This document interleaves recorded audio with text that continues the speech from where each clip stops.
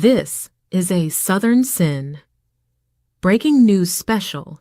Be sure to like and subscribe now. This is the broke my heart murder trial for Latasha Daniels. Court's going to start up at 10:30 a.m. Eastern Time. This woman is accused of first-degree murder in the shooting of a pastor named Broadus Perry and the attempted murder of Perry's wife, Tabitha, back in April of 2019. The Perrys were living in Collierville, Tennessee, and they reportedly knew Daniels when they all lived in Arkansas. Court TV's Julia Janae has more. Not only have we experienced the death of Broadus Perry to violence. On April 4th, 2019, police respond to a shooting about 30 minutes east of Memphis. Once they arrived, they found Pastor Broadus Perry with several gunshot wounds and his wife Tabitha shot in the left shoulder. The rumors swelling around his murder leave us shocked and shaken. According to the police affidavit, Tabitha let former acquaintance Latasha Daniels into the apartment. Once Perry arrived home, he and Daniels spoke for several minutes. As she was leaving, she pulled out a handgun and began shooting, hitting Perry 5 times and telling him, quote, "You broke my heart." Police arrived as Daniels was reloading her gun. Police shot Daniels and she was taken to the hospital for her injuries, where she attempted to get away from police. She faces charges of first-degree murder, attempted first-degree murder, resisting arrest, and assaulting a police officer. She has pleaded not guilty. As far as the motive, reports say that Tabitha, the wife, told police she was unaware of an affair between her husband and the suspect, but she believed Daniels' actions suggested it's a possibility. That was Julia Janae reporting there. So while we're waiting for court to start up, we've got surviving victim Tabitha. She's the pastor's wife. Took the stand on Tuesday, and on cross, she was questioned whether her husband wanted to ever bring in another person into their relationship. There were some videos of the pastor that were played for the jury, and in these videos, he's talking about ethical non-monogamy. What is that? Let's watch. Place now where I want to expand this ethical non-monogamy, and I'm just, your opinion matters to me because we are in this relationship. But at the same time, like I said from the outset, I want to be respectful, but I also want to let you know that your opinion matters. But at the same time, I don't want you to put me in a box, right? Because while we talk about it in theory, this is now the practice part.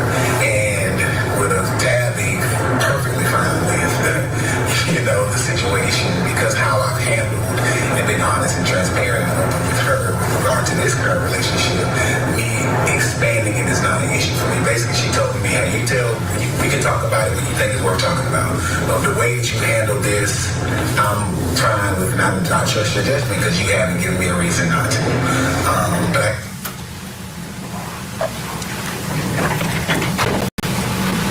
So this clip is him talking about Latasha not being okay with the ethical non-monogamy, and you being perfectly on board with it. Was that true? No. Did you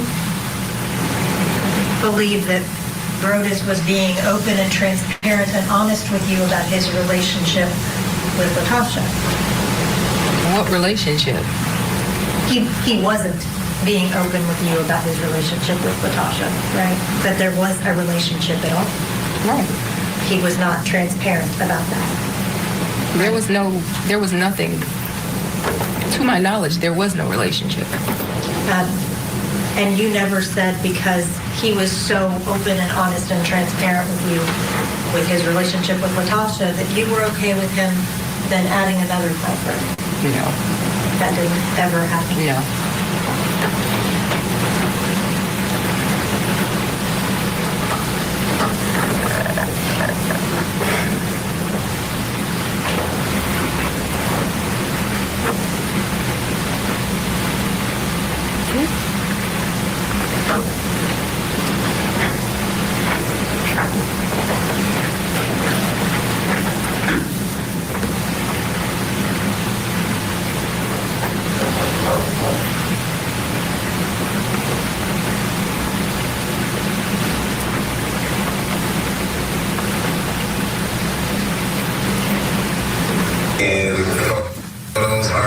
issue at home, but I get it. That ain't an issue. I have been, though, so if we're talking, let's switch subject and get a little more serious. You know, for me, our agreements have been simple, right? No exes, nobody from Jacksonville, Florida, which is home for us, and nobody in the city that you live in, that currently live in, which means anybody in Memphis. That was the case, of course, in Little Rock, outside of Girlfriend, because Girlfriend is in Little Rock. The way that kind of happened is, short version, when she decided to open up the marriage and allow me to be over the other side of her. Girlfriend is a therapist, right? And she didn't go to her for therapy, but she asked us some questions. And based on this therapy session she had with this other lady. And she was asking her some questions after she had just said, bro, is this what I'm gonna let you do? Blah, blah, blah. You know, it is what it is. And from there, she asked her some questions. And so she was like, I just got a couple questions for you.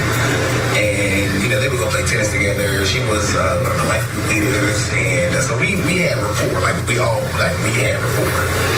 And she asked a question and was like, yeah, blase, blase, I'm thinking about this. And what do you think about this? Or what do you think X, Y, and Z could potentially become?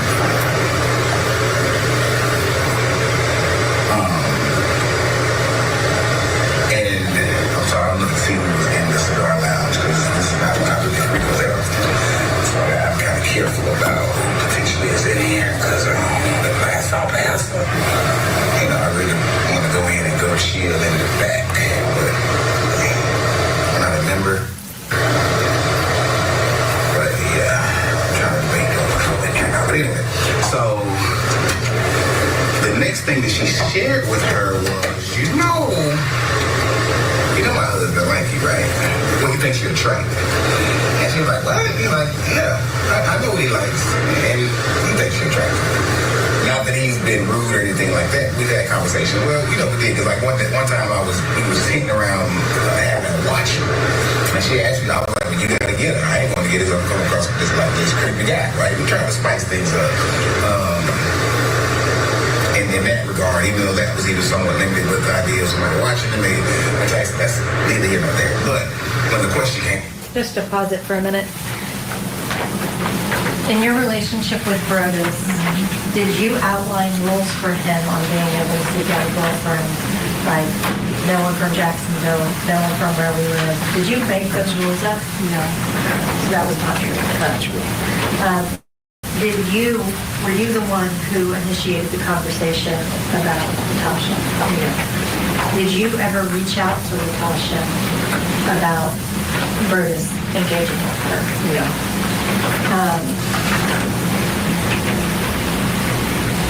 Did he ever talk to you about wanting a watcher, as he described here? No.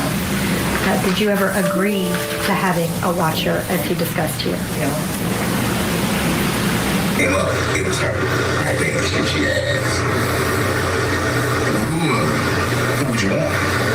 And that was the first thing in my stage. I know you like her. How did I know about her? So anyway, so she said he liked you, blah, blah, blah. And she said, well, if you were interested, just, now I'm not saying that you are, but I'm also saying I've given him this X, Y, and Z, and he may come your way.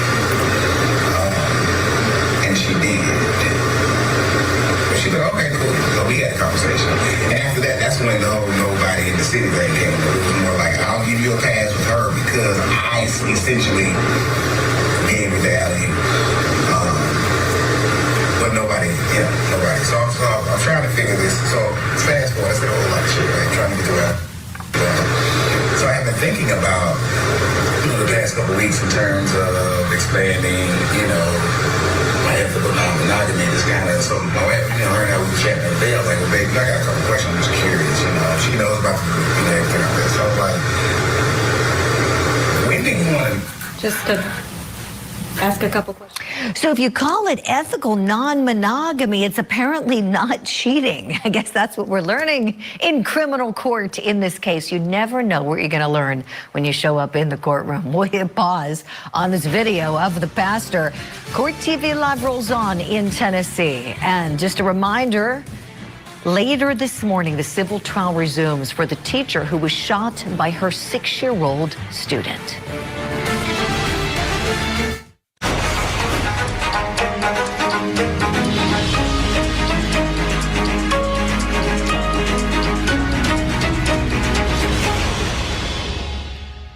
I just remember her facial expression. It was kind of like a look of shock. Once you heard the shooting, what did you think that was? I knew it was a gunshot. How many times was she shot? How many gunshots did you hear? I thought I had died. Do you have any opinion on whether Dr. Parker could have foreseen JT's actions that day based on the information that she had? I think it would be difficult for anyone to have foreseen that. Welcome back to Court TV Live. We're getting ready for closing arguments today in the case in Virginia where a school teacher was shot by one of her first grade students, and she's suing the assistant principal for a sum of $40 million for it. We expect the attorneys to be in the courtroom in just about a half an hour from now to clean up any last-minute issues before the jury is brought in to see all the action at 11 a.m. Eastern Time. Our cameras are there. We will show it to you live. In the meantime, we're discussing the trial in Tennessee, the murder trial of a defendant named LaTosha Daniels. Court's expected to start up in about an hour from now. She's accused of first-degree murder, accused of killing Pastor Broadus Perry and attempting to kill his wife, Tabitha, back in April of 2019. The Perrys were living in Collierville, Tennessee, and they reportedly knew Daniels when they all lived in Arkansas. She was visiting the couple when she apparently took out a gun and started shooting, according to police. Tabitha told the police that the defendant kept saying, quote, "You broke my heart," as she shot Broadus numerous times. Is there a love triangle going on? Well, the pastor was apparently into something called ethical non-monogamy. Does that mean it's okay to cheat? Let's go back in and listen to some of what the jury saw. Did you ever have that conversation that he talks about with LaTosha? No. Did you ever have that conversation that he talks about with him? No. Did you ever give him the XYZ that he was talking about? No. Did you ever give him a pass for LaTosha? No. Did he ever talk to you about further expanding ethical monogamy in your relationship? No. No. You know, like, when did you want to know that there's someone who has my interest or someone who I would like to pursue? Do you want to know the moment that I feel like it's more than just banter? Do you want to know at the moment that I would like to begin to banter? Do you want to know once I feel like it might be a thing beyond banter? Or what? You know, because this is kind of new for us, right? Because, you know, girlfriend, Tasha, that's easy. That's been 2 years. That's been it for the most part. Outside of me going, that's how I remember a thing. But it's kind of been easy in that regard. So we're trying to figure out what does that look like. So I'm just kind of really thinking through where I am with that, right? You know, where in terms of so there's a lot of newness. And I say that just to say that there's still a lot of newness even in this ethical non-monogamy that I'm wrestling with.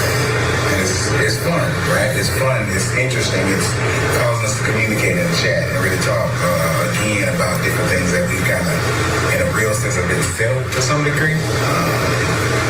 But realizing that in this ethical non-monogamy, we got to keep things in pencil and not pen. You know, some things are pencil pen, right? There's some hard news, but it got to be inflexible in terms of what that looks like. So that's why I know you talking about being sprung and giddy and all that stuff. I think because those flutters or those emotions, right, or those initial thoughts are all kind of new and very much new because this person is brand new. Like, I don't know Sheree, right? I knew Tasha, that was different. There was some level of familiarity there.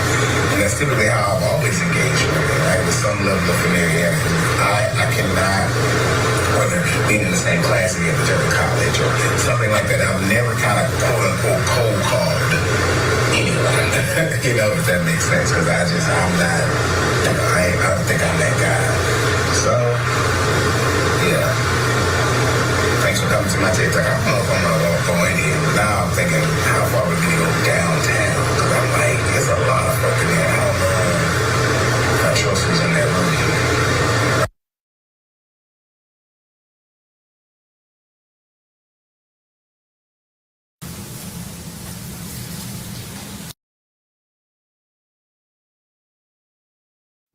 They told you these stories didn't exist.